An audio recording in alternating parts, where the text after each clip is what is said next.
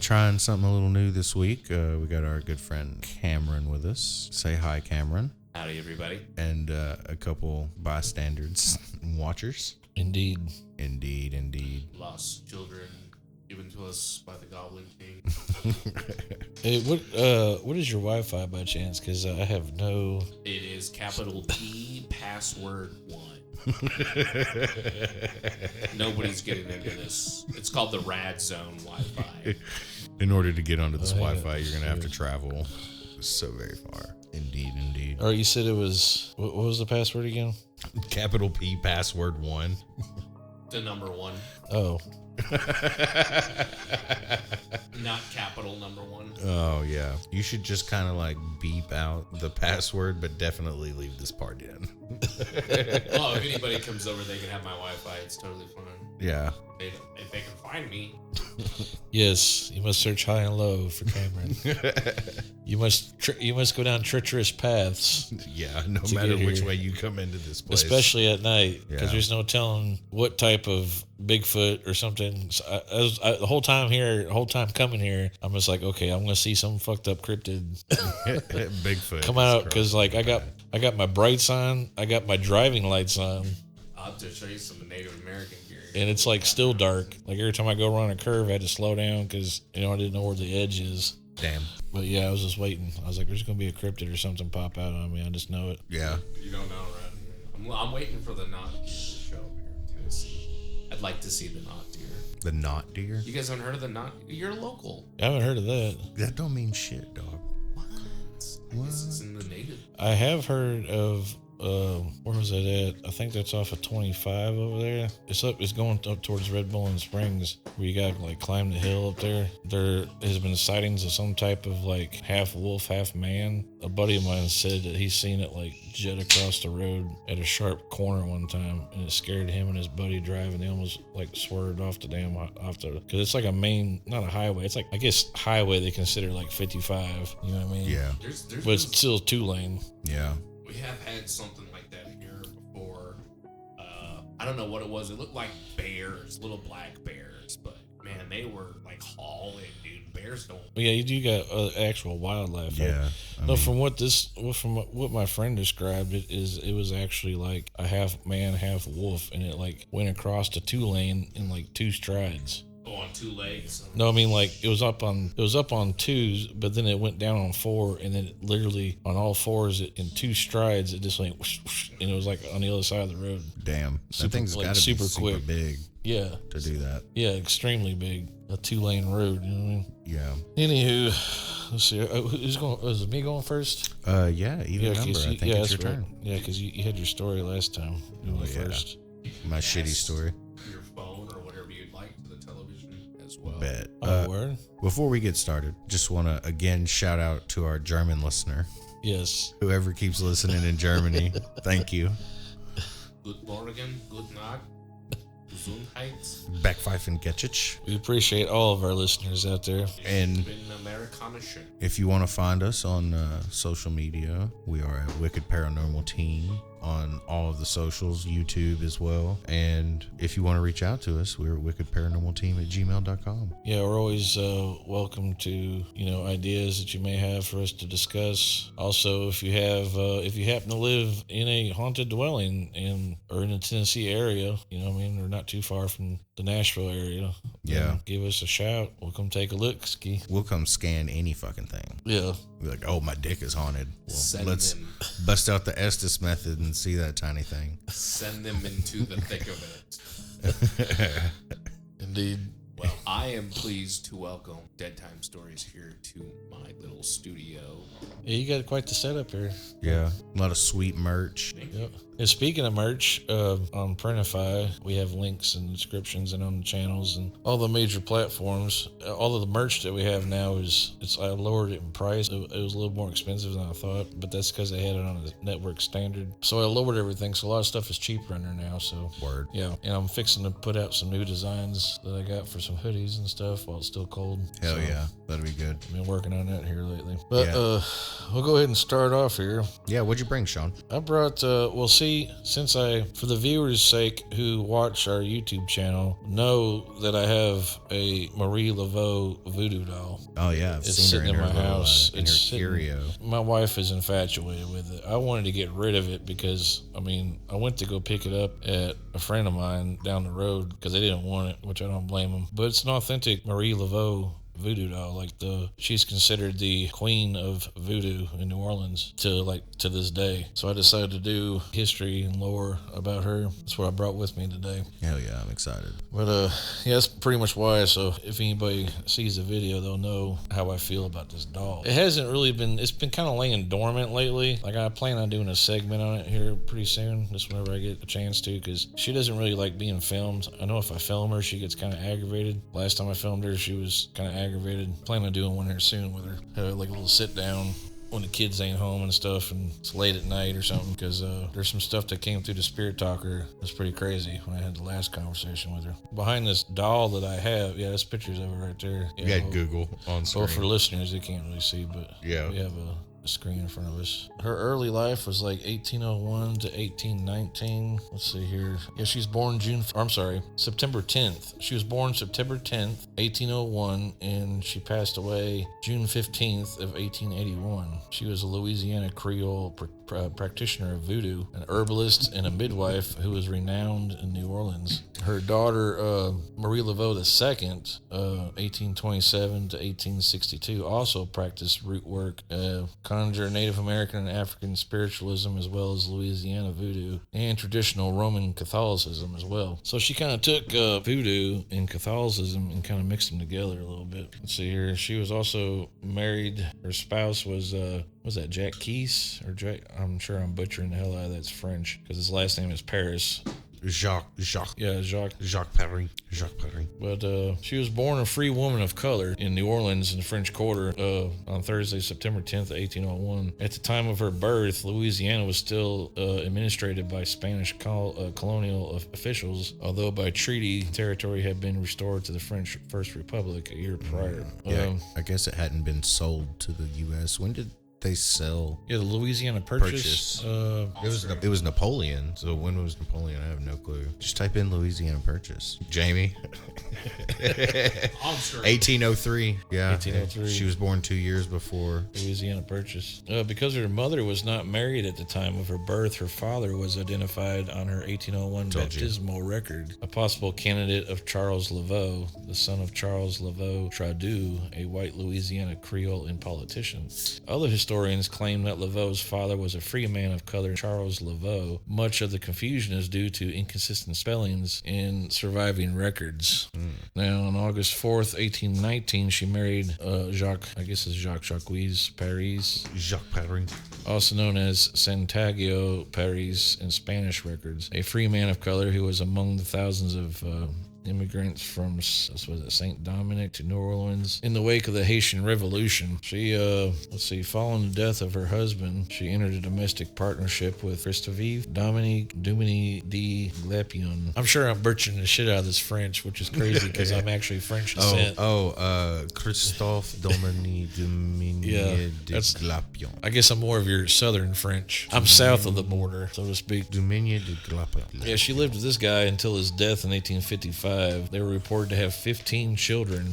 It is unclear that it includes children and grandchildren. They had 7 children according to birth and baptismal records. Francois, Auguste, Marie Louise. Yeah, only out of those Marie 7, Angelique. Only Marie was at Helios and Marie Philomene, I guess, survived into adulthood. Damn. Yeah, you gotta think there's a lot of disease and, sickness. Yeah, but that's like out of 7 confirmed children. Yeah. Only fucking 2 made it to adulthood. Yeah. That's crazy. It's 5 kids. That's the statistics for you back then. Yeah. That's why you had fucking 12 kids, because you knew most of them were going to die before they reached puberty. Yeah, during her life, she was known to have attended to prisoners who were sentenced to death. Rumors circulated that some prisoners would receive poisons or other substances before going into the gallows, but this was never proven. A reporter from the New Orleans Republican detailed one such visit in an article published on May 14th of 1871, in which he describes Marie Laveau as a devout and acceptable member of the Catholic Communion. So she was also a practicing Catholic. Yeah. Let's not skip over the one sentence, though, that says Marie Laveau is confirmed to have owned at least 7 slaves during her lifetime. Where's that at? Right there in the middle. I was reading off my phone. Oh, yeah. You just can't. Let's not skip over that. A lot of... But then again,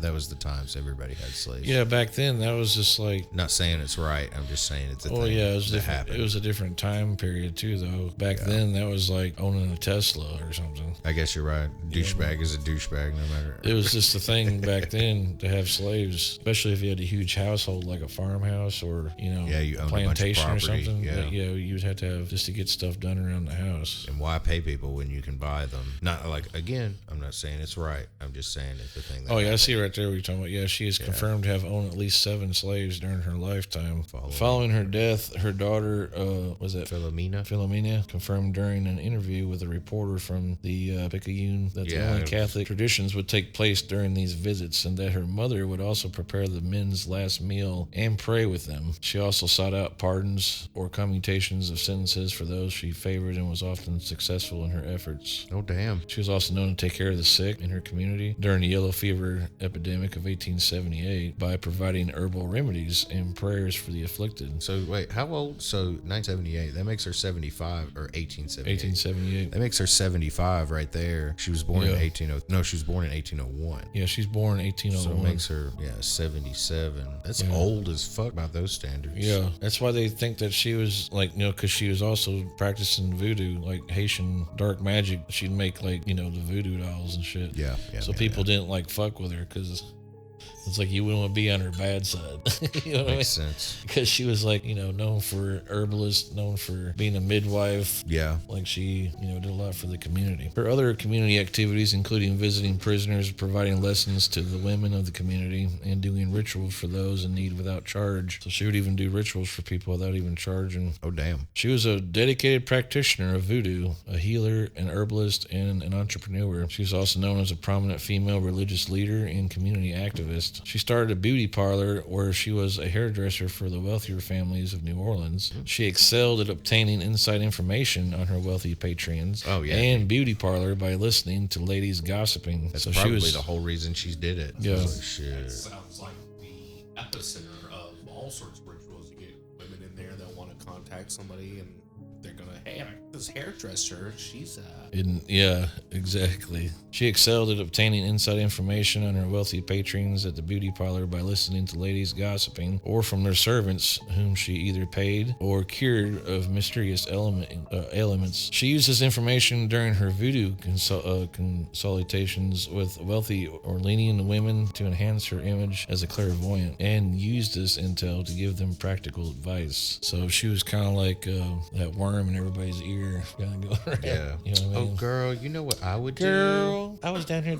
at the beauty parlor earlier. You wouldn't believe what's up. She'd be like, gossip girl XOXO type shit. A little birdie told me that Janet was going to get her nipples pierced. So she was pretty much right in there, right in the sewing circle. Now, in her role as a voodoo practitioner, customers often appealed to Laveau for help with family disputes, health, finances, and more. Laveau performed her services in 3 main places: her own home on St. Anne Street within Congo Square, and at Lake Pontchartrain, Pontchartrain?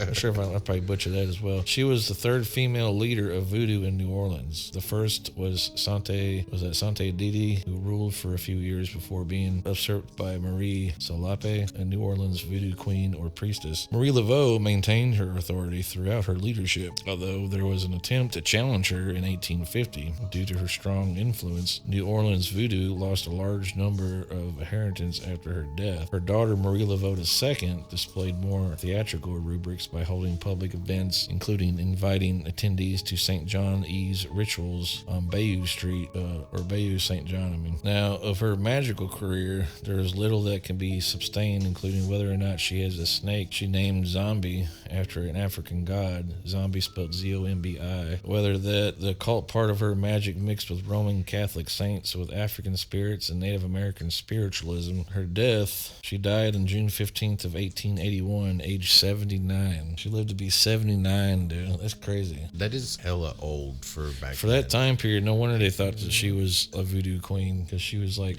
literally, she was almost 80 before she passed away. No shit. Let's see, on June 17th of 1881, it was announced in the Daily Picayune that Marie Laveau had died peacefully in her home. According to the Louisiana Writers Project, her funeral was lavish and attended by a diverse audience, including members of the white elite. Oral tradition states that she was seen by some people in town after her supposed demise. News of her death was featured in a number of newspapers, including the Stanton Spectator in Virginia and the Omaha Daily Bee in Nebraska, as well as several newspapers published in Minnesota. So the news spread quick of her death all over the state. Damn. At least two of her daughters were named Marie, following the French Catholic tradition to have the first name of daughters be Marie and boys Joseph. Then each used middle names as the common name. Doesn't your family still use the Marie name in there?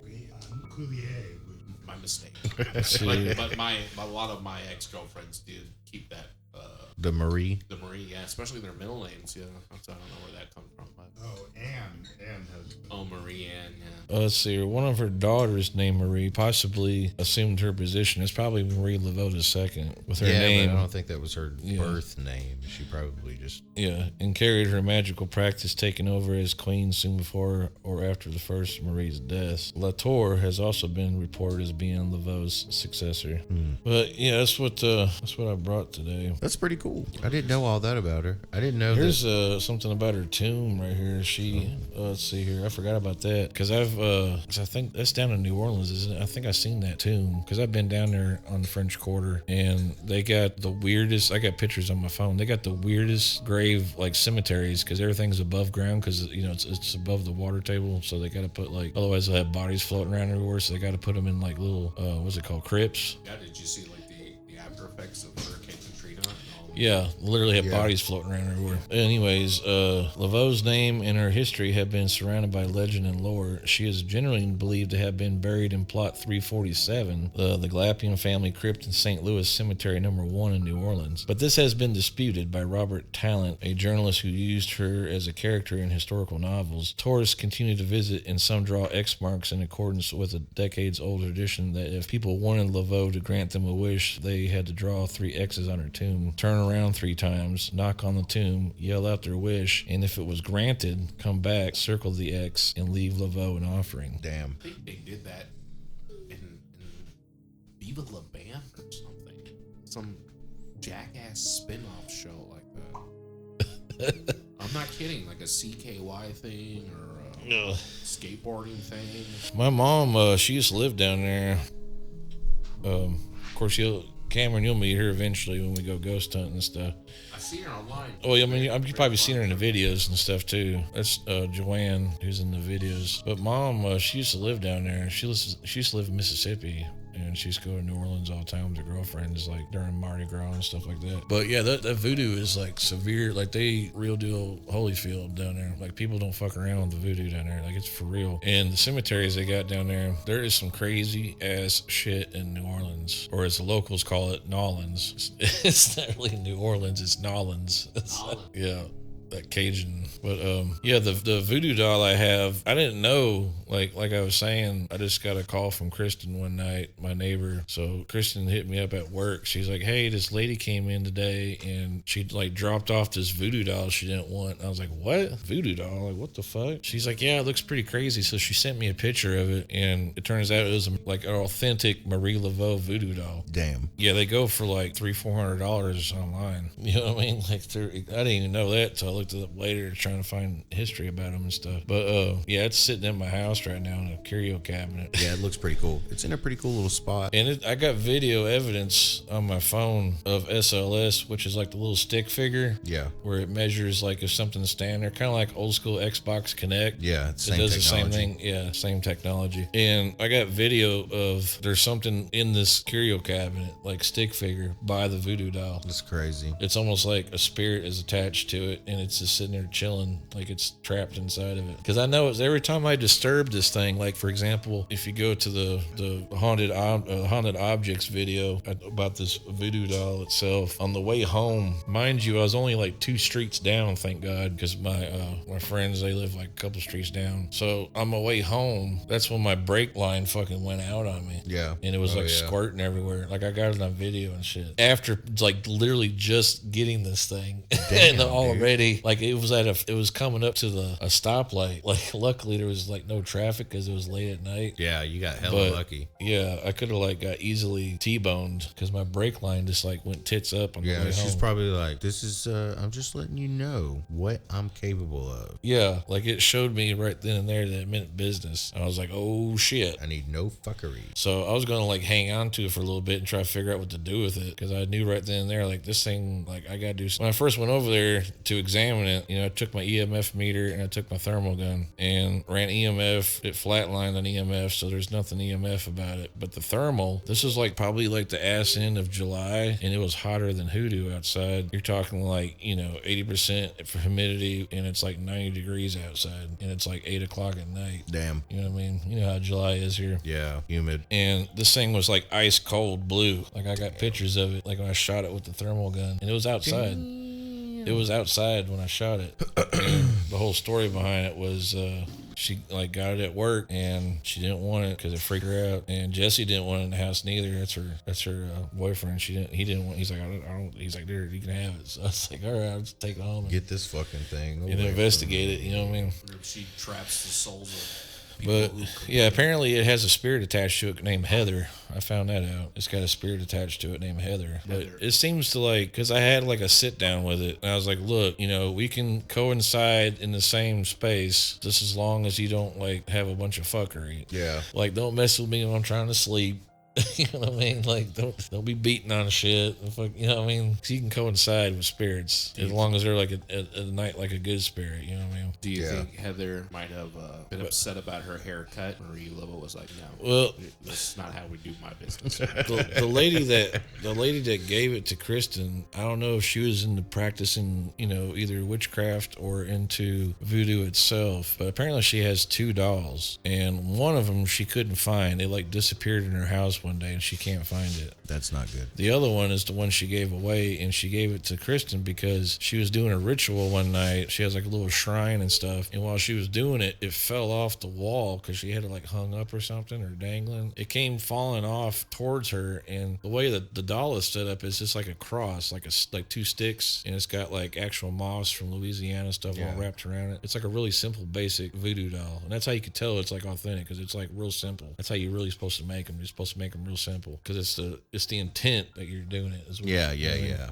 It's not how fancy they are. The sticks that stick out of the box, cause it's like a little coffin box that it sits in, and it's got the whole kit. It's got pins, it's got candles, it's got all sorts of. It's got a gree bag in there. It's a whole kit. Yeah. And the sticks that stick out the side are sharp. And when it fell on her leg, and it like scratched the shit out of her. And then she had like an omen or some shit. Like, I gotta get rid of this doll. So she like freaked out and like, here. Oh damn. If there's something attached to it, you can't just like. You actually have to give it away to somebody, or like hide it in somebody's house or something to get rid of it. You can't just be like, here, I'm selling this, on eBay. Like, I'm gonna buy a Dybbuk box. You know what I mean? Like, you just can't. Yeah. Most of the time, those online, like you go online, like, I'm gonna buy a Dybbuk box today. Most of the time, those are like fake. This is somebody in their fucking shed throwing some shit together. You gotta go search the Onion Tour. And like shitting in a box and mailing it or something. It's basically what it is. Like, it's not like an authentic one. You know what I mean? Like what what's his face has in his museum, like an actual like Jewish wine box and shit. Sounds expensive. Yeah. All right. Well, that is pretty cool. Yeah, that's what I brought today, Laveau. Yeah. Interesting character. Well, today I thought I would talk about the mythological creatures of the Amazon. Oh, shit. And like Paraguay and Brazil. You know, there is a fucking lot of mythological creatures. Oh, I imagine. In them jungles. I mean, there's at least one tribe that's never had outside communication. Yeah. And that's just like a tribe of people. They still got cannibalism. Yeah, so there's no telling what kind of fucking creatures could be hiding down there. So there's a pretty extensive list of these. So we're gonna start with some of the creatures of the Guarani legendary, or the Guarani people. I'm definitely gonna butcher this. I can bullshit my way through French because I took French. Spanish, you got me, boss. I fucking suck. All right. So that's like opposite for me. I'm a little better with Spanish than French. Oh, well. So the first one is the aguaro or aguaro. It's a mythological fox, and in oral traditions, it's suffixed with tumpa or sacred. So aguaro tumpa, and it's a trickster, like a trickster god or trickster demon. Oh, like a little jungle goblin. Yeah, but it also plays like a little cultural hero. Some of the stories are it captured Vulture, which is another god, and demanded rubber as a ransom, thus creating rubber for mankind. So he's kind of like, kind of got like a little Prometheus style backstory for some stuff. Yeah, he's probably one of my favorite that I've run through because he's kind of like Loki meets Prometheus. Interesting. Yeah, there's a lot from the Guarani people, so we'll run through them a little bit. Ao, which is, I don't know if that's how it's pronounced, but that's definitely how it's spelled. It's a monstrous creature, and it's one of the cursed sons of Tau and Karana, which are other like gods and mythical creatures. This one's a mean motherfucker. It's super large, carnivorous peccary, which I have no clue what that means. Peccary. It's a pig. Okay. Oh, so it's like a man-eating pig man. Yeah, pig sheep man. What the fuck? It's like a pig cryptid. The original Ao is said to have profound reproductive powers, and thus sometimes is identified as being the spirit of fertility. So it fucks and it fights. Wikipedia's got some pretty sweet pictures. So for the listener's sake, it looks like a fucked up version of a sloth with pig. It's got the satyr legs for sure. Yeah, it's got like satyr legs, but like it looks like the bottom half looks like a satyr, and then the top half looks like a sloth. Yeah, and its face looks like a saber-toothed retard. Yeah. His eyes look like he's been eating some South American plants for sure. Ayahuasca. Yeah, crazy looking. It's clearly not human by its description, but it definitely is known to it's probably part human. I mean, it's bipedal either way. It's like he's definitely not friends with the chupacabra. He's like the goat sheep eater. Alio's like, hey, oh, dude, no, come on. Not on my turf. Apparently, it's named for the sound it makes, so I guess it goes, oh, oh, oh, oh. That's the best I could figure. I don't know. I don't have any audio clips. Oh, howling, oh, oh, oh. Oh, yeah? We're going to see if we can find some That'd be kind of crazy if you're just out in the jungle and you hear that. It's like, yeah. You're like, what the hell was that? Yeah. I'd creep me out to hear it. Yo. Yeah, for real. Yeah. FR, is that one? For real. It has a Pat Mahomes haircut. Some guy from the American College. There's always someone out there thinking, oh, I've got it. Oh. There's Bigfoot. Can't make him out, but there he goes. You know it's illegal to hunt Bigfoot? Is it? Yeah. Really? I'm not surprised. He has like wildlife protection acts. I think Bigfoot is blurry. I've said this before, but I think he's just blurry. That's what I'm saying. He's like digitally. Was that Mitch Hedberg? Yeah. He's like digitally pixelated. I think he had it right, dude. I think Mitch had it right. It's a giant out of focus monster moving about. Yeah, I think no matter what kind of picture you could take glamour shots with a professional photographer. Yeah, and he's still gonna be blurry as fuck. He's like 8-bit pixelated. Yeah. He's not even 16-bit. He ran into a 2-dimensional witch. Yeah. Pissed her off, and she turned him into a fucking blurry. It's like motherfucker. It's just a regular dude, but he's blurry. It's like the digital camo that the army wears now. Yeah, but it's like his actual body is like pixelated like that. He was pixelated back when it was 8mm film. Like that one that had the Kennedy assassination on it that Nicolas Cage got from that pew leg in that church in that movie. You remember that movie? I think it was called 8mm. No, I didn't see that.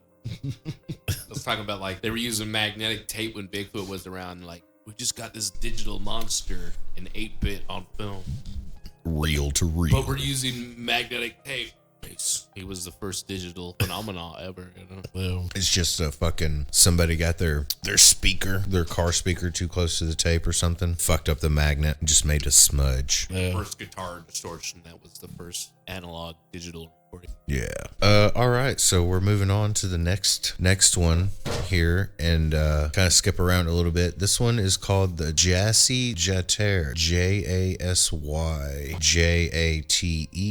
which it literally translates to little piece of the moon, and it's unique amongst the Guarani. Yeah, I'm really butchering that name, and I apologize. It's really unique against their myths and their gods because it's the only one that doesn't have a crazy monstrous appearance. It looks like a small man or a child. It's got usually light blonde hair and sometimes blue eyes. Holy shit! I'm sorry, I didn't mean to interrupt you, but that totally reminds me of I think it's in Kentucky, if I'm not mistaken, or it might be locally here in Tennessee. I think it's here in Tennessee. It's called the Moon-Eyed Children. Oh, I think I have heard of that. Yeah, I think we've it's like a spoken Native of it American. before, off mic. They're called Moon-Eyed Children. Sorry, I didn't mean to interrupt. Oh no, you're good. That totally like lines into what you just said there. He's typically known to be seen with a magical wand or a staff, sometimes described as a golden cane. Most of the time he's naked, but that doesn't seem to be an important part of the story. First, I don't know why they'd mention something like that. He's considered to be the Lord of the Siesta, the traditional midday nap taken in many Latin American cultures. And I myself am a firm believer in a good siesta from time to time. Yeah. A little nap in the middle of the day could change your whole day. Yeah. So, yeah, that's the Jazzy Jatere. What's next? Karupi. That's that other one over there in that bottom picture. Oh, yeah. Karupe. Now, this one is a brother of the last one. Oh, the AOL. Yeah. No, the Jazzy Tere. Oh. Let's see. He's said to be short, ugly, and hairy. Yeah, that picture pretty much nails that. Yeah, it looks like a goblin.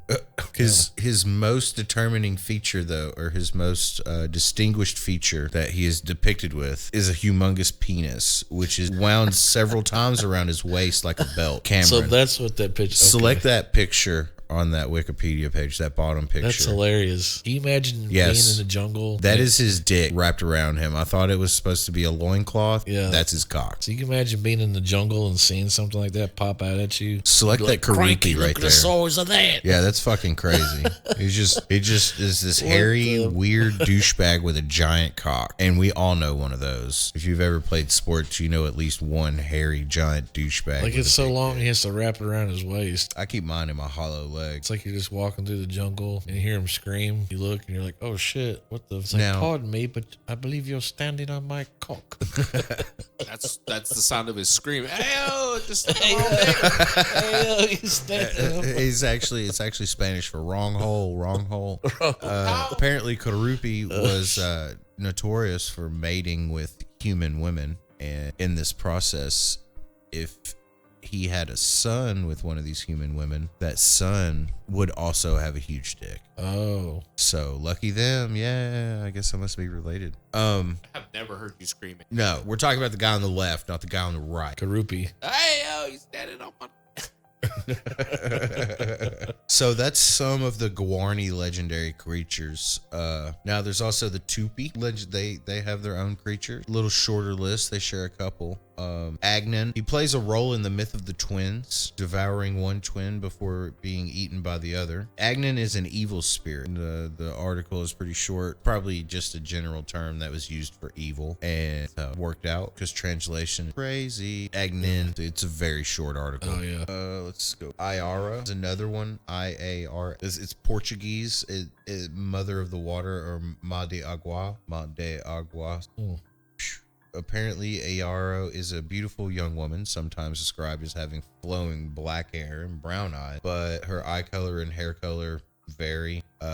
It's all word of mouth passed down. In some versions, she has like green hair or copper colored skin and tail like a manatee or a fish. She would lure men in with her sweet voice and seduce men or take them to the bottom of the river. So she's pretty much a siren. Yeah. You know, it is very similar. Or like a which mermaid type spirit. Kind of crazy to think that like a culture in the Amazon jungle would have a similar myth to something from the time of Homer in the Iliad and the Odyssey. Yeah. You know what I mean? Like, Yeah.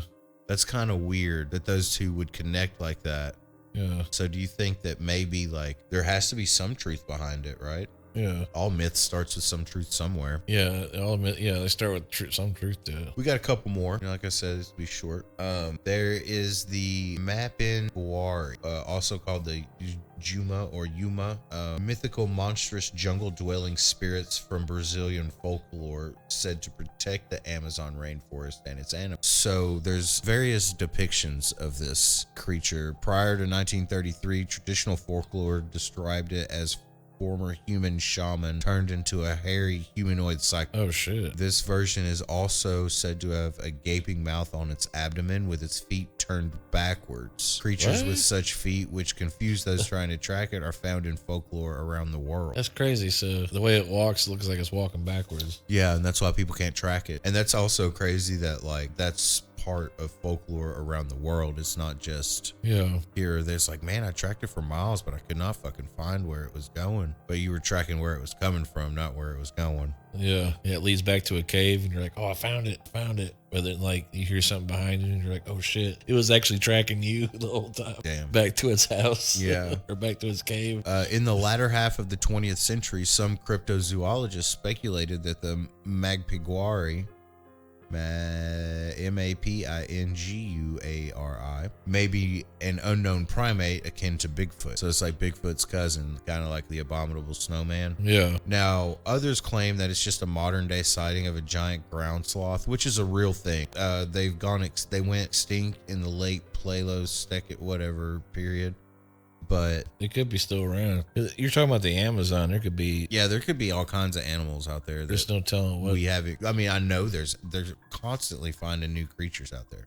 Yeah. All right. We're gonna do a couple more, at least one more. The Yakumama from Quechua Yaku water and Mama mother. The Yakumama, also known as the mother of water, is an enormous serpent said to believe to inhabit the Amazon rainforest. According to legend, it's considered the mother of all aquatic animals and would suck up any living thing that passed within 100 steps. Damn.